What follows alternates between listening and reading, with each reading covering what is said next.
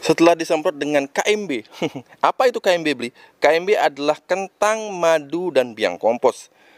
Nah, setelah itu sahabat akan muncul banyak sekali bakal buah yang kemudian akan menjadi buah seperti ini. Jadi akan sangat lebat, tumbuh di setiap ranting sahabat. Bahkan celakanya bila apa yang terjadi ketika hujan sahabat. Nah, seperti ini sahabat, ini sampai patah karena curah hujan yang sangat tinggi beberapa hari terakhir.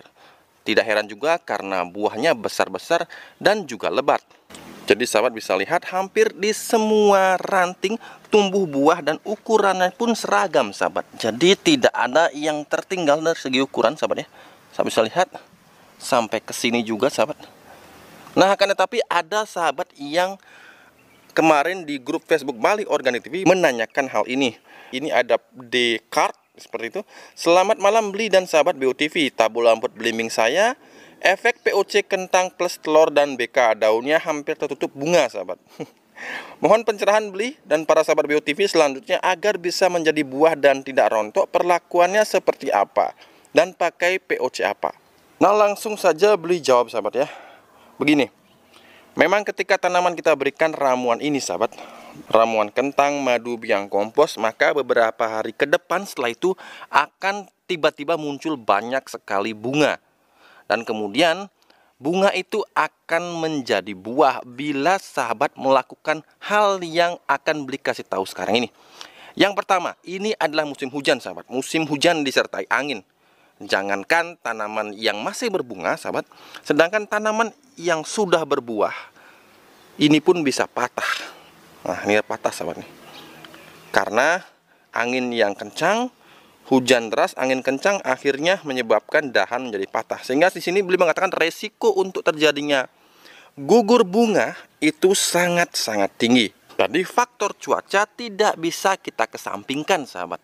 Kemudian curah hujan yang tinggi akan membawa resiko keasaman media. Kemudian juga resiko terjadinya degradasi nutrisi pada media tanam kita. Nah, ini adalah contoh sahabat yang beberapa video kemarin sudah pernah Beli perlihatkan bagaimana Beli memberikan kompos hitam agar bisa menjaga nutrisi agar tetap ada di dalam media ini. Dan pagi ini pun Beli akan tambahkan lagi kompos hitam. Jadi jaga nutrisi di musim hujan, caranya adalah yang paling mudah adalah dengan membuat kompos hitam. Cara membuat kompos hitam sudah Beli berikan di video mungkin sebulan atau 2 bulan yang lalu sahabat. Sahabat bisa taburkan terus ketika sahabat melihat tanaman sudah mulai kekurangan dari nutrisi. Bahkan sebelum itu harusnya sudah sahabat berikan.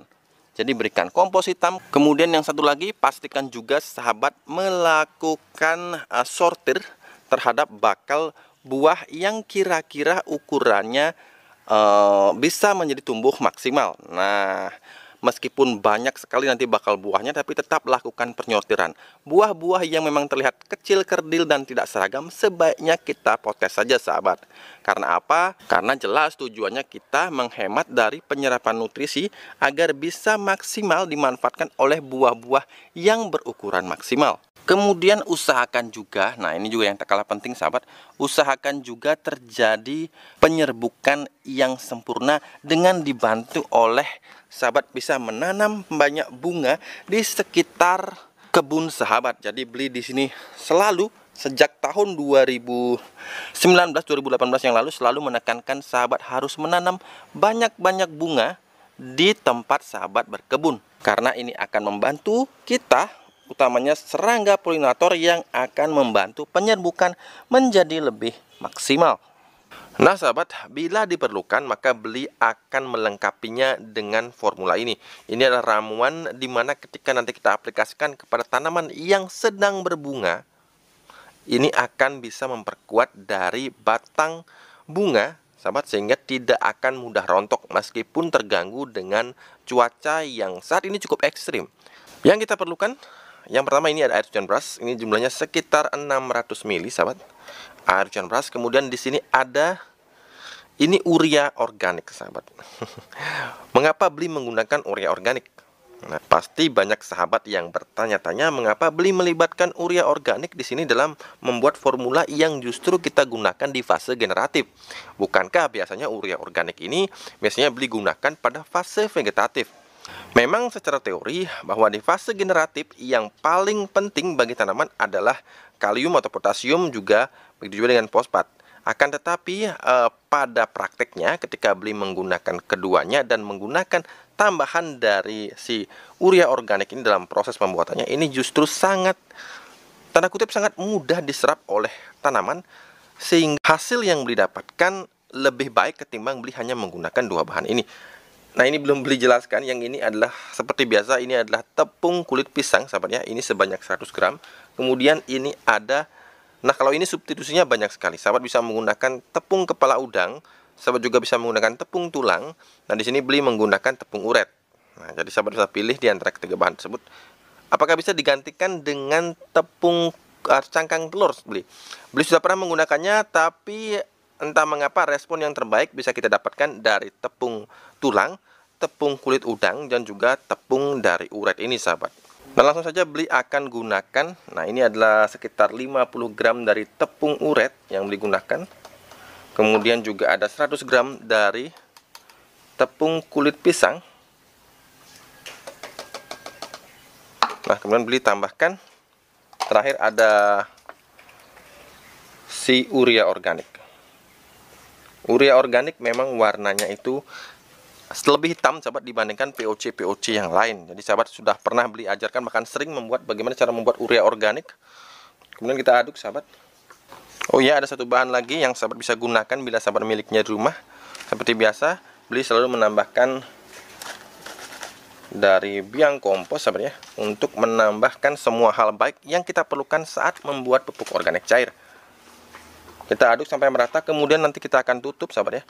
Kita akan fermentasi selama kurang lebih 30 hari. Kenapa lama Beli? Nah, karena Beli di sini menggunakan juga bahan berbahan hewan sahabat ya. Tadi Beli masukkan tepung uret. Jadi di sini masa atau titik fermentasi yang terbaik untuk diaplikasikan berdasarkan pengalaman-pengalaman sebelumnya itu di hari ke-30. Walaupun kita sudah menggunakan biang kompos, tetap kita fermentasikan selama kurang lebih 30 hari. Nah, kemudian kita mendapatkan sekarang ini adalah sekitar 1 liter cairan ramuan yang akan kita gunakan nanti ketika tanaman kita sudah muncul bunga. Dan karena ini masa fermentasinya cukup lama, sekitar 30 hari, maka buatlah jauh sebelum sahabat mempersiapkan masa generatif dari tanaman yang sahabat rencanakan untuk berbuah seperti itu. Kita tutup sahabat ya. Nah, kita tutupnya pun nggak sampai rapat-rapat banget sahabat ya. Karena apa? Karena nanti ketika gasnya itu keluar sahabat, ini tidak sampai memecahkan dari toples wadah yang kita buat. Syukur bila sahabat menggunakan toples dari kaca, tapi bila sahabat menggunakan toples dari plastik, maka itu akan rawan untuk bocor seperti itu. Jadi tutup tapi jangan sampai benar-benar rapat. Nah, kemudian dosis pengaplikasiannya bagaimana Beli? Dan bagaimana metode pengaplikasiannya, kocor atau semprot? Nah, untuk menggunakannya nanti sahabat ketika panen sekitar 30 hari lagi, sahabat bisa menyaringnya dengan saringan yang memiliki pori sekecil-kecilnya. Biasanya Beli menggunakan saringan, di atasnya Beli tambahkan kain.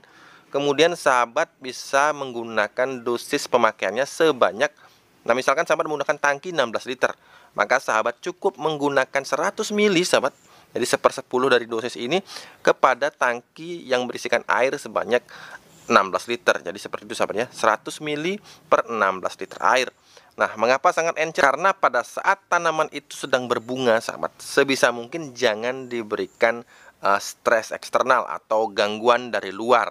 Sebenarnya itu prinsip selama ini Beli melihat, mengamati bagaimana tanaman yang sedang berbuah, apalagi berbunga sahabat. Nah, akan tapi dengan menggunakan dosis yang encer seperti itu sahabat, dan juga kalau sahabat menggunakan metode kocor tidak masalah kan, tapi ketika sahabat menggunakan metode semprot, gunakan semprotan dengan mode kabut sahabat ya. Jadi mode kabut itu mode yang paling halus, butiran air yang paling halus seperti embun sahabat, sehingga di sini tidak mengakibatkan tanaman yang sedang berbunga itu menjadi stres.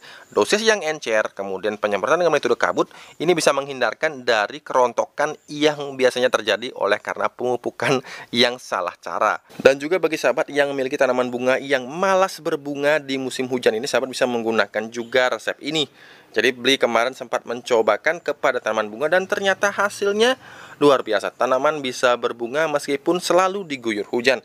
Jadi itulah bonus dari ramuan yang kita bikin hari ini. Ternyata juga sangat bermanfaat ketika kita aplikasikan kepada bunga. Nah oke sahabat, cukup sampai di sini video Bli kali ini. Jangan lupa untuk selalu berusahalah menanamlah hari ini agar kita bisa panen esok hari. Sampai jumpa lagi di video-video Bli berikutnya.